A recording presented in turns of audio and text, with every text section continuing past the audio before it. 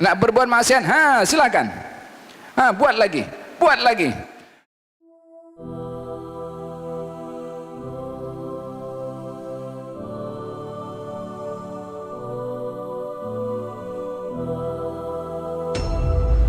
Orang yang dia menggunakan kekuatannya, jawatannya untuk hal-hal yang mungkar, menyebarkan kemungkaran, dihukum, kena tuduhan macam-macam. Ingat, mungkin ini adalah satu dugaan musibah untuk menyedarkan supaya insaf. Orang yang dia melakukan maksiat lalu dihukum musibah oleh Allah supaya sedar orang ini masih disayang oleh Allah, berbandingkan kepada orang yang melakukan maksiat tidak dihukum, dibiarkan, semakin banyak maksiat dilakukan. Ini namanya istidraj. Apa itu istidraj?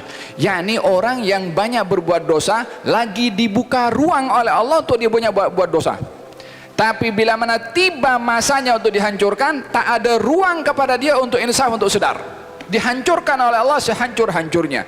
Oleh hada dalam hadis Nabi SAW, baginda Rasulullah bersabda, "Idza ra'aitallaha yu'ti al-'abda minad dunya 'ala ma'asihi ma yuhib, fa innama huwa istidraj." Kalau kamu melihat Allah memberi kepada seorang hamba daripada keduniaan sebanyak mungkin untuk dia bermaksiat kepada Allah sesukanya, ketahuilah kalau kekayaannya itu adalah istidraj. Apa itu istidraj? yakni dibiarkan. Nak berbuat maksiat, silakan. Buat lagi, buat lagi. Bila mana tiba waktunya untuk dihancurkan, akan dihancurkan sehancur-hancurnya. Contohnya siapa? Qarun. Qarun, inna qaruna ala fil ard. Sesungguhnya Qarun itu tunjuk sombong di atas muka bumi ini. Kalau jalan bongkak, hartanya di bawah. Bukan hartanya, kunci store yang simpan harta di bawah, untuk nak tunjuk kepada orang kekayaannya. Kata orang-orang yang lain yang terkena fitnah, andai aku punya kekayaan seperti Qarun. Kata siapa? Kata orang yang bersifat materialistik.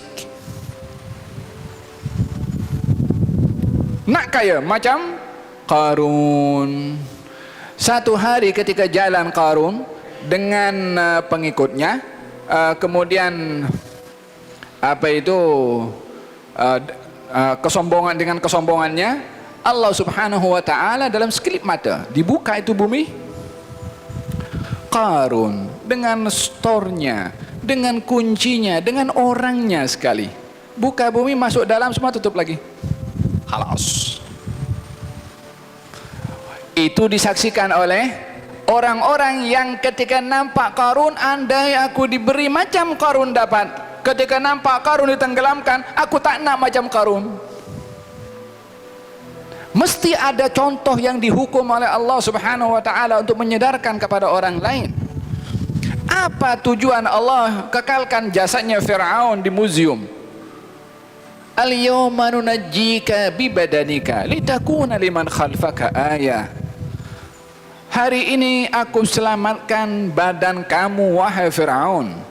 Ya salam, apa kehormatannya Fir'aun sehingga diselamatkan oleh Allah Subhanahu wa ta'ala? Tak ada kehormatan apapun. Yang ada kasih sayangnya Allah kepada umat manusia supaya tak punya perangai macam Fir'aun. Walaupun ramai orang punya perangai macam Fir'aun, walaupun nampak, walaupun kelihatan. Fahimtum? Ma akthar al-ibar wa aqall al-i'tibar. Alangkah banyaknya contoh dan alangkah sedikitnya orang yang mengambil pelajaran daripada contoh itu.